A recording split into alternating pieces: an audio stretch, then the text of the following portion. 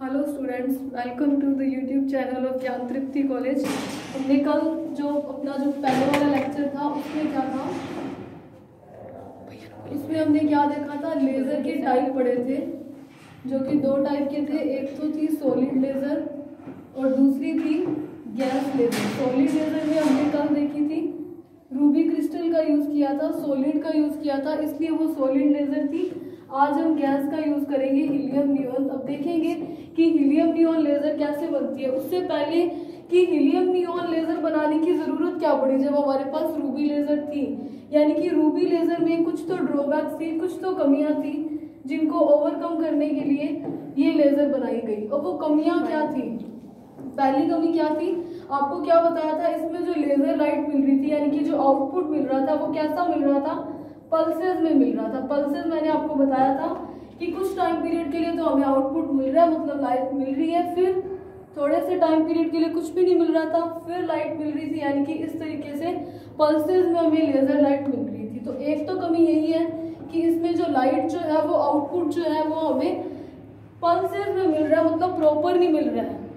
और दूसरी इसकी ड्रॉबैक क्या थी कि जो हम पंपिंग कर रहे हैं, मतलब हम जो एनर्जी बाहर से दे रहे हैं उसके लिए जो एनर्जी जो है वो ज़्यादा रिक्वायर्ड होती है। मतलब पंपिंग के लिए जो हम बाहर से जो सोर्स पावर सप्लाई कर रहे हैं वो बहुत ज़्यादा चाहिए होती है। तो ये भी इसकी एक ड्रॉबैक है कि हमें ज़्यादा एनर्जी की ज़रूरत पड़ती है इसकी पंपिंग प्रोसेस के लिए। और तीसरी क्या है कि इस वाली लेज़र लाइट की एफिशिएंसी जो है वो कम है। एफिशिएंसी कम होने का मतलब क्या है? नॉर्मली हम देखें एफिशिएंसी को हम क्या कहते हैं, आउटपुट ओवर में इनपुट, आउटपुट और इनपुट का रेशियो ही होता है एफिशिएंसी।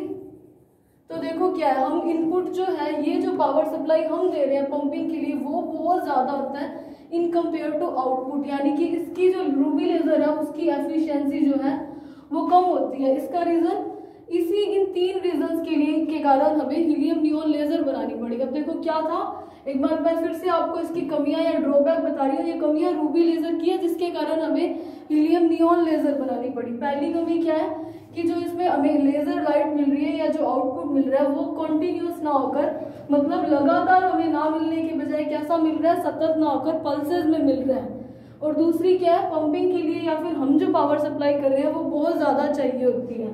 और तीसरी क्या है, इस लेजर लाइट की एफिशिएंसी कम है। एफिशिएंसी कम होने का मतलब क्या है, जितना हम इनपुट दे रहे हैं, जितनी हम पावर सप्लाई कर रहे हैं उतनी हमें लेजर लाइट की एनर्जी आउटपुट में नहीं मिल रही है। तो इन कमियों को ही ओवरकम करने के लिए हीलियम नियॉन लेजर बनाई गई थी। ये पूरी तो नहीं, लेकिन हाँ ऑलमोस्ट कमियों को ओवरकम करेंगे जितने इसके ड्रॉबैक थे रूबी लेजर के। तो अभी हम देखेंगे हीलियम नियॉन लेजर।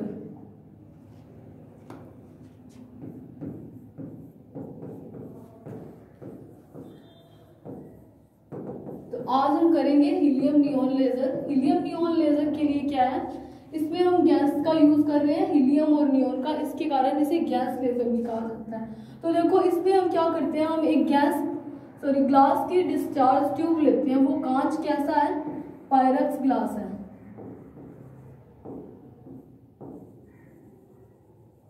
ये क्या है, पायरेक्स कांच की ट्यूब है। इस कांच की ट्यूब में हीलियम और नियॉन गैस भरी हुई है और यहां पर इसमें क्या है,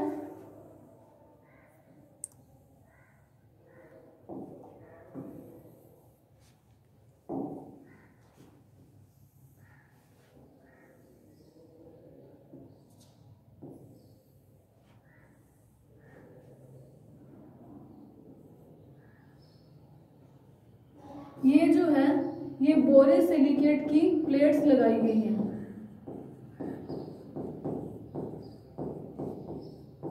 ठीक है, कल हमने क्या देखा था, रूबी लेजर में उसकी एक रोड ली थी। अब गैस की रोड तो नहीं ले सकते, इसलिए इसे किसी एक कांच की ट्यूब में भर रहे हैं। ये प्लेट्स हैं, प्रॉपरली बनी नहीं है, वैसे ये प्लेट्स हैं।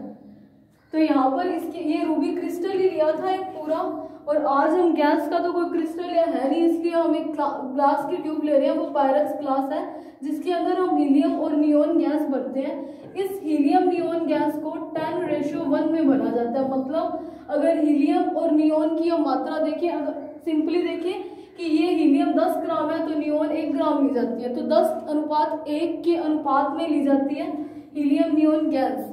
ये एक लेजर को ढंग से बनाने के लिए, एक अच्छी लेजर बनाने के लिए रेशो उतना ही लेना चाहिए जितना कल क्या देख रहे थे, क्रोमियम पॉजिटिव 3 आयन की 0.05% की ही डोपिंग कराई जा रही थी रूबी लेजर में। वैसे ही इसका रेशो भी बिल्कुल 10:1 ही रहना चाहिए। अब ये क्या है, बोरोसिलिकेट की प्लेट्स है जिसे ब्रूस्टर एंगल पर इसके ऊपर रखा जाता है। अब ब्रूस्टर एंगल क्या है, आपने 12th में पढ़ा होगा ब्रूस्टर एंगल क्या होता है, फिर भी मैं आपको एक छोटा सा हिंट दे देती हूँ कि ब्रूस्टर एंगल क्या होता है। वो एंगल है जिसपे हम किसी ओरिजिनल लाइट को आपतित करवाते हैं तो जो हमें परावर्तित किरणें मिलती है, रिफ्लेक्टेड रेज जो मिलती है वो पोलराइज्ड मिल जाती है। एक टाइप से हम सिंपली ये बोल सकते हैं कि किसी ओरिजिनल लाइट को, किसी साधारण सी लाइट को, प्रकाश को ध्रुवित करना, जिस एंगल पर ध्रुवित कर सकते हैं उस एंगल को बोलते हैं ब्रूस्टर एंगल। अगर आपको नहीं पता तो आप अपनी 12th की बुक में पढ़िएगा, आपको ब्रूस्टर एंगल मिल जाएगा। नहीं तो आप सिंपली यहाँ पर याद रख सकते हो कि ब्रूस्टर एंगल पर ही इसको इंक्लाइन किया गया, इस बोरोसिलिकेट की प्लेट को। इसके बाद हमने क्या किया था, जैसे यहाँ पर इसमें मिरर थे वैसे ही इसमें तो यही पॉलिश कर दी गई थी, वैसे ही अब इसमें तो पॉलिश कर नहीं सकते, इसलिए यहाँ पर क्या हम मिरर लगाते हैं। ये मिरर M1 और इस साइड लगाया हुआ था मिरर M2। उसमें क्या था, रूबी लेजर में एक तो फुली पॉलिश था, दूसरा क्या था, पार्शियली पॉलिश था। तो ये भी क्या है, पार्शियली पॉलिश्ड है, पार्शियली सिल्वर पॉलिश्ड।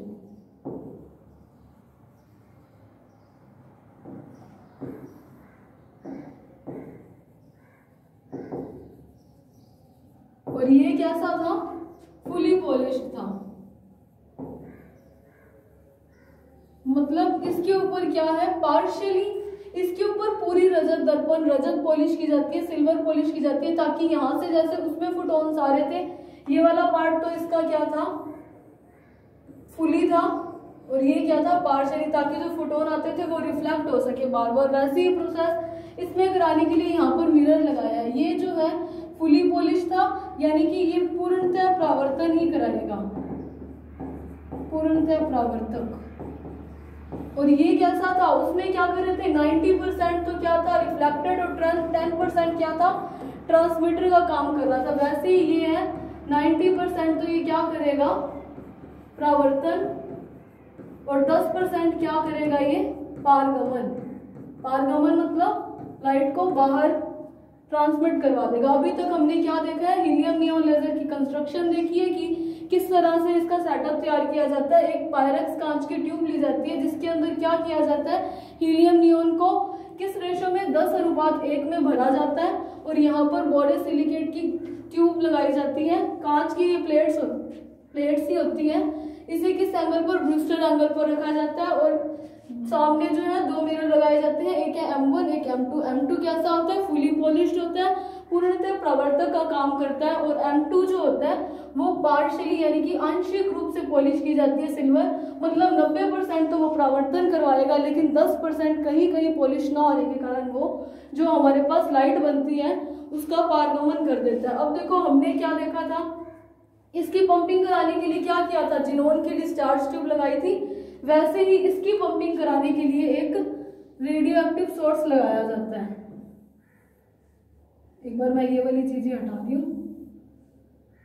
इसकी पंपिंग कराने के लिए एक सोर्स लगाया गया, रेडियो एक्टिव सोर्स। ये क्या है, RF सोर्स है। ये रेडियो एक्टिव सोर्स क्या करता है, यहाँ पर इलेक्ट्रोड लगे होते हैं, इतना आपको दिखाने की जरूरत नहीं है। यहाँ पर क्या, एक पॉजिटिव इलेक्ट्रॉन होता है, एक नेगेटिव इलेक्ट्रोड होता है। जैसे ही सोर्स से जब पावर सप्लाई की जाती है तो देखो इलेक्ट्रोड्स के बीच में क्या होता है, विभवांतर उत्पन्न होता है, और विभवांतर उत्पन्न होने से क्या होता है, करंट का फ्लो होता है, इलेक्ट्रिक डिस्चार्ज होता है, धारा बहने लगती है। अब धारा बह रही है तो वो एक एनर्जी है, जिससे क्या होता है, हीलियम नियॉन के आयन जो है ऊर्जा लेकर के उनकी मतलब एक टाइप से पंपिंग हो जाती है और वो उच्च ऊर्जा स्तर में जाने लगते हैं। अब देखो अभी तक मैंने क्या किया, बस एक रेडियो एक्टिव सोर्स जो है वो सिर्फ और सिर्फ पंपिंग के लिए दिया गया। पंपिंग क्या था, निम्नतम ऊर्जा स्तर से परमाणुओं को उच्च ऊर्जा स्तर में भेजने की प्रक्रिया। पंपिंग अलग अलग टाइप की होती है, ये भी मैंने बताया था। अब इसमें ये सोर्स लगा करके यहाँ अंदर इलेक्ट्रोड लगे होते हैं पॉजिटिव नेगेटिव, जिससे पंपिंग जैसे ही ये सोर्स से पावर सप्लाई दी जाती है तो क्या विभवांतर उत्पन्न होने के कारण इलेक्ट्रिक डिस्चार्ज होता है, धारा बहनी शुरू हो जाती है। अब देखते हैं कि धारा बहने से क्या होता है। तो देखो ये जो लेजर है वो एक अलग तरीके से काम करती है। वो कैसे करती है, पहले मैं आपको इसमें दो भरे थे, हीलियम और नियोन। दोनों जो है मेन जो हीलियम का काम होता है वो सिर्फ एनर्जी ट्रांसफर करने का है यहाँ पर मेटास्टेबल स्टेट से। कैसे, देखो ये जो है ये हीलियम के लिए ले रहे हैं ग्राउंड स्टेट, और ये हम नियोन की ले रहे हैं। नियोन भी तो लिया है ना, नियोन का ये ग्राउंड स्टेट है। तो देखो हीलियम में क्या है,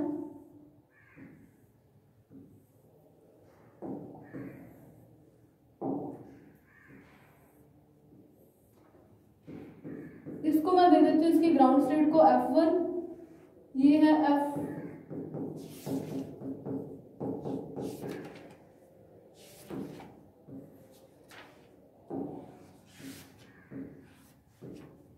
ये जो दो है इसको मैंने डैश डैश में बोल दिया। ये दो हीलियम की क्या है, मेटास्टेबल स्टेट है, मित स्थायी अवस्थाएं हैं, और ये हीलियम की एक्साइटेड स्टेट है।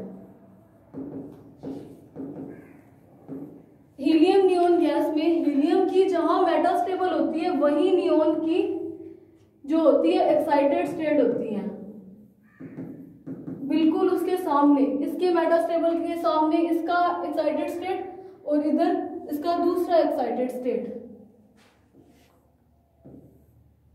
इनको मैं नाम दे देती हूँ E1, E2, E3, ये है E4, ये है E5 और ये है E6। ये E6 क्या है, एक्साइटेड स्टेट है नियोन की दूसरी, और ये जो है E6 के लिए मेटास्टेबल स्टेट है, और ये E4 भी इसकी एक्साइटेड स्टेट है, और ये E4 के लिए मेटास्टेबल स्टेट है। यहाँ पर एक दूसरी स्टेट भी होती है E2, इसका क्या यूज होता है वो मैं आपको बताऊंगी। तो देखो एक बार आपको क्या बताना चाहिए कि ये जो हीलियम की एक्साइटेड स्टेट है उसके नीचे उसकी मेटास्टेबल स्टेट होगी, इनके बीच में एनर्जी गैप ज्यादा होता है इन कंपेयर टू एक्साइटेड और मेटास्टेबल के कंपैरिजन। ये एनर्जी गैप आपको कम दिखाई देगा इसके कंपैरिजन ग्राउंड से मेटास्टेबल स्टेट के बीच का। तो देखो जैसे जो हीलियम की जो मेटास्टेबल स्टेट होती है, मित स्थायी अवस्थाएं होती है, जहां पर 10 की पावर -3 सेकंड के लिए रह सकता है, और यहाँ 10 की पावर -8।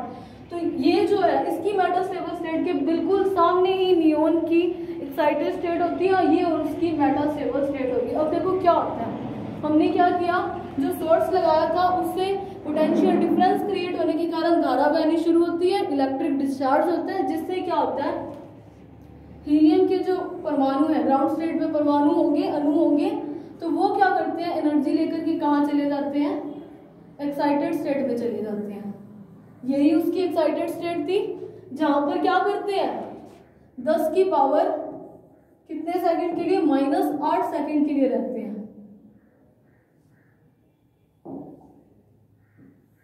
ये बिल्कुल इसके सामने ही है, छोटी बना रही हूँ बस। तो देखो 10 की पावर -8 सेकंड के बाद क्या करेंगे, यहाँ पर जो परमाणु जाएंगे वो अपने आप मेटास्टेबल स्टेट में आने लग जाएंगे नीचे, यानी कि अब जो है 10 की पावर -8 सेकंड के बाद हीलियम के परमाणु यहाँ पर आ जाएंगे। जितने जाएंगे उतने नीचे आएंगे, यहाँ पर संख्या लगातार बढ़ती रहेगी। अब हीलियम का काम बस यहाँ तक ही है। इसका काम क्या है कि ये जो मेटास्टेबल स्टेट में जो हीलियम होते हैं, यहाँ पर ये जो नियोन के जो परमाणु होते हैं उनके साथ टक्कर करते हैं। टक्कर करके क्या करते हैं, एनर्जी ट्रांसफर कर देते हैं अपनी।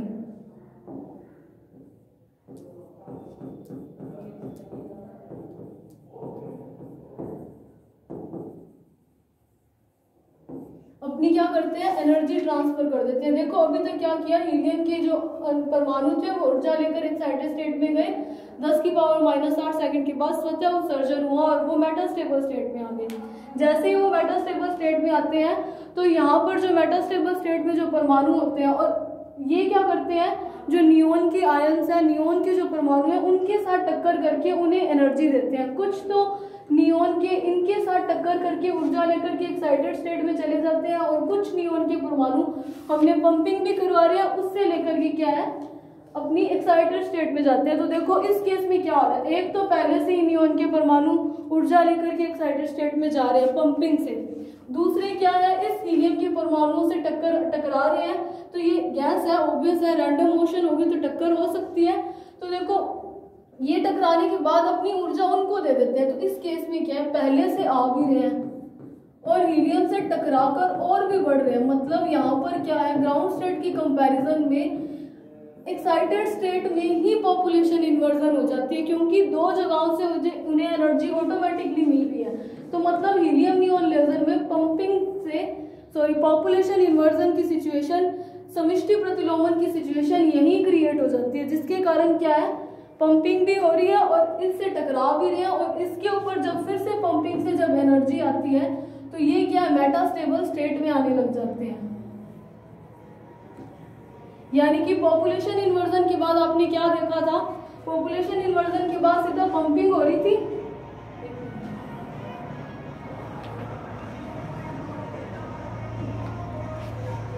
मैं इसको इससे दिखा रही हूं, देखो फिर देखो पॉपुलेशन इन्वर्जन की स्थिति हमारे पास पहले ही आ गई। तो अब ये क्या कर रहे हैं, किस प्रकार से ट्रांजिशन हो रहा है, अब इनका देखो कैसे हो रहा है। E6 से किस में आ रहा है, E5 में, और E6 से एक और आ रहा है E3 में, वो भी मेटास्टेबल स्टेट है, और एक किस में आ रहे हैं E4 से E3 में। तो तीन प्रकार से संक्रमण हो रहा है इस केस में। देखो कैसे हो रहा है, एक तो क्या है पॉपुलेशन इन्वर्जन होने के कारण हम पॉपुलेशन इन्वर्जन की सिचुएशन क्रिएट करते ही क्या हो रहा था, उद्दीप्त उत्सर्जन करवा रहे थे ताकि हमें क्या परमाणुओं की संख्या बहुत ज्यादा होगी। इस केस में हम उद्दीप्त उत्सर्जन करवाएंगे तो क्या हो जाएगा, BGI जो है यानी कि स्टिमुलेटेड एमिशन जो है वो स्पॉन्टेनियस के कंपैरिजन बहुत ज्यादा हो जाएगा।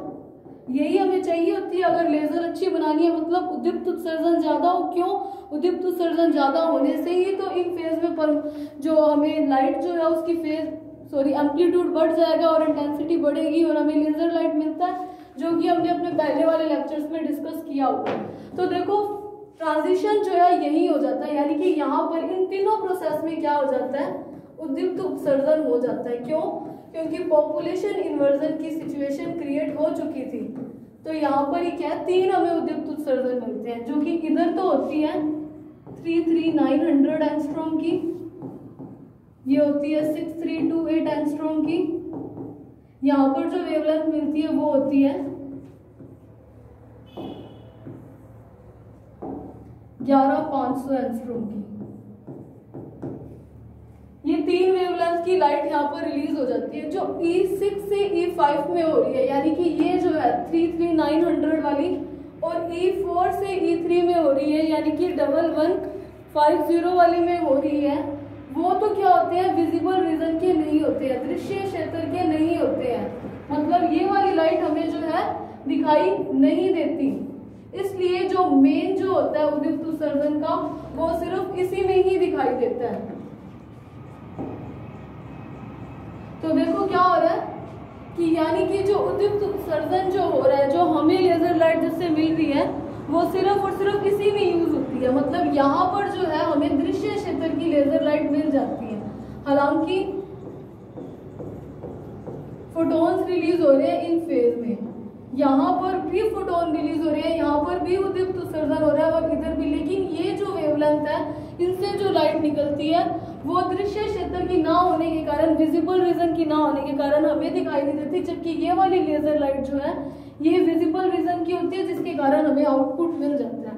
तो देखो अब यहाँ पर क्या उद्दीप्त उत्सर्जन हो गया, यहाँ से क्या हमें लेजर लाइट मिल गई, तो यहाँ पर क्या आ जाता है, अपने आप परमाणु जो है थोड़े टाइम के बाद क्या करते हैं, जब वो उनका टाइम पीरियड खत्म हो जाएगा, यहाँ से 10⁻³ सेकंड पूरे हो गए, तो वो क्या करेंगे, स्वतः उत्सर्जन से नीचे आ जाएगा, जो कि ऑलमोस्ट 6000 एंगस्ट्रॉम की वेवलेंथ की होती है। अब जब E2 पर आते हैं, E2 पर आते आते परमाणुओं की एनर्जी इतनी कम हो जाती है, एनर्जी इतनी रिलीज हो चुकी है, यहाँ पर भी हुई, यहाँ पर भी हुई, तो क्या हो जाता है, अब उनके पास ऊर्जा बचती ही नहीं है, एक टाइप से नेग्लिजिबल एनर्जी रह जाती है। तो इस केस में क्या करते हैं, यहाँ पर परमाणु आपस में या फिर जिस ट्यूब के अंदर हमने भरा था हीलियम नियोन के, वो आपस में टकरा करके या इसकी वॉल से टकरा करके ट्यूब की वापस नीचे आ जाते हैं एनर्जी रिलीज करके। तो यहाँ पर हमें क्या है, लेजर लाइट मिल जाती है। अब मिरर का यूज क्या था, जैसे रूबी लेजर में था, जो एक्सेस के अलोंग होते थे वो क्या करते थे,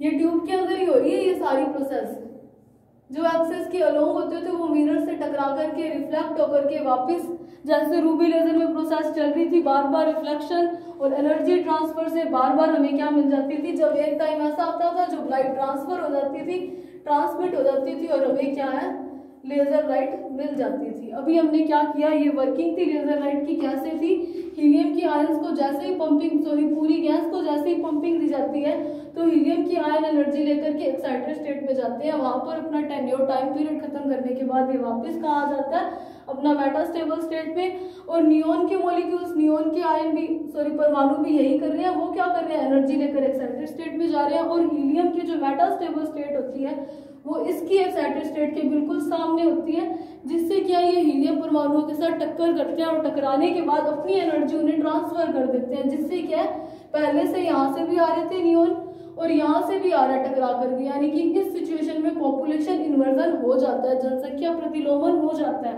तो जैसे ही पॉपुलेशन इन्वर्जन की सिचुएशन क्रिएट होती है वैसे ही हम यहाँ पर उद्दीप्त उत्सर्जन करवा देते हैं, जो कि ये है, ये विजिबल रेंज का हमें मिल जाता है, बाकी की नहीं होती है, तो हमें क्या है, अपना लेजर लाइट मिल जाता है। तो ये थी हमारी हीलियम नियोन लेजर की वर्किंग। एक बार मैं फिर से आपको बता देती हूँ क्या किया। ग्लास के ट्यूब में हमने हीलियम नियोन भरा था, मिरर लगाए थे, फुली सिल्वर और पार्शियली सिल्वर पॉलिश, और ये एक सोर्स लगाया था जिसने क्या किया, पंपिंग का काम किया था। उसके बाद क्या, पंपिंग से एनर्जी लेकर एक्साइटेड स्टेट में हीलियम के आयन, हीलियम के परमाणु अपनी मेटास्टेबल स्टेट में है, वो नियोन से टकरा रहे थे और कुछ नियोन के वैसे भी ऊपर जा रहे थे। तो पॉपुलेशन इन्वर्जन होने के कारण क्या हुआ, हमें क्या है, उद्दीप्त उत्सर्जन से लाइट मिल गई। उसके बाद हमें क्या, अपने आप नियोन के परमाणु नीचे आ जाते हैं और ये लगातार प्रोसेस चलती जा रही है और हमें लाइट क्या मिलती जा रही है। इस केस में लाइट पल्स ना होकर के कॉन्टिन्यूस मिल रही है और लाइट जो है, लेजर लाइट, वो हमें क्या, रेड कलर की मिल जाती है। Thank you. तो देखो यहाँ पर पॉपुलेशन इन्वर्जन भी क्रिएट हो चुका है।